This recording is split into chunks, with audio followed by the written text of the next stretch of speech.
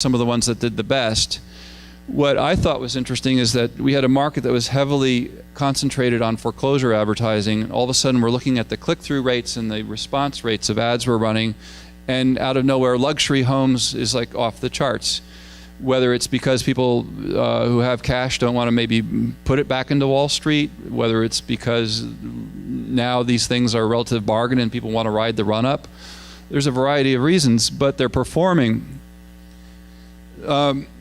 So in our marketing, we wanted to go back to our audience and say, well, we have some interesting news. We have this new luxury product that seems to be performing. Would you like to be a luxury specialist in the area? When you think about it, these real estate agents, they may have a couple of brands that are dominating their area now as being the luxury brand. They may have other agents who are the dominant luxury agent. They want to be. They maybe don't have the means to go about it. A real estate agent used to be, I came from that business. They would make these presentations, and I would go on some of these things into Fairfield County, Connecticut, and you drive up to the circular driveway and the big marble columns, and you go into the house, and you think that you'd be doing a presentation on a very logical, systematic way that you're going to market the property. What I found out were these things would be, I went with this fellow associate. She came in there with her furs flying and their gigantic Mercedes. We go into the presentation.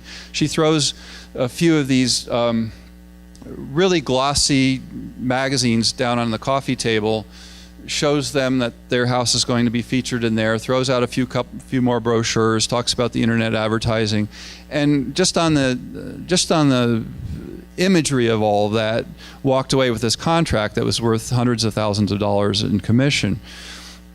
A key feature of that was always the luxury brochure, and the luxury brochure, until the digital age really came upon us, was an expensive, time-consuming centerpiece to these real estate marketing systems. It would cost $3,000, $4,000. It involved a professional photographer with a Hasselblad. Something was printed on a Heidelberg somewhere. It was a big deal, and it took forever. And by the time it came out, if the house didn't sell, well, probably something was wrong. But it was important. So I'm taking another plant tour with these guys, and I see that these brochures that used to be this big deal, that used to cost a lot, that took forever, are flying out of their iGen at I don't know. Yeah, well, it didn't used to be like that. So I see these things, I know they have value, and so what I asked them to do, and they did, is they worked with us and they combined our online purchase with an offline purchase to go back to these same real estate agents, so that you could take this luxury ad and combine it with an offline product and come up with a whole new offer. So instead of selling them an advertising space, just a image on our website, they can now get a highly customized brochure they can buy online combined with this. So there's some packaging and bundling that you can do with online and offline to maybe break through some of the, if somebody's discounted a particular style of marketing, if you come back with a bundle that incorporates them all, and we used become a luxury specialist both in the online and offline pieces, all of a sudden you have a package there and a program and a very interesting discussion point with your client.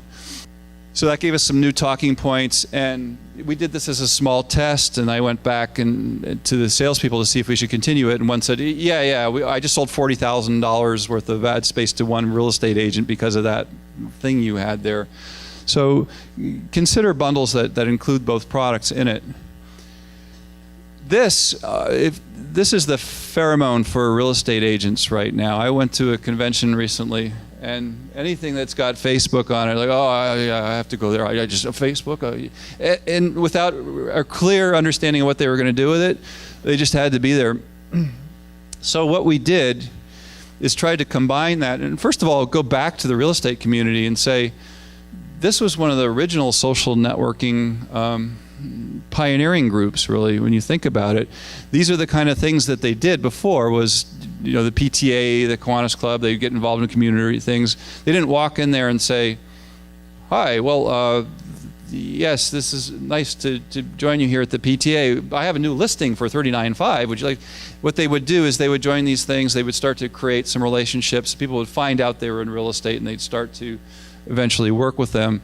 So we work with the agents to build Facebook pages, and what we've done is we've combined an online and offline thing. Again, this is a local geographic market where they can go and order a card here. This card is sent to that neighborhood, inviting people to go back onto Facebook and start to create a community Facebook page. So those are all, I think we're going to actually have a panel later, but those are all examples of taking online products, offline products, and breaking through some of the things that stopped us and started turning things back into double-digit responses just all across the board. And a lot of it was done right here. So this is a good place to be.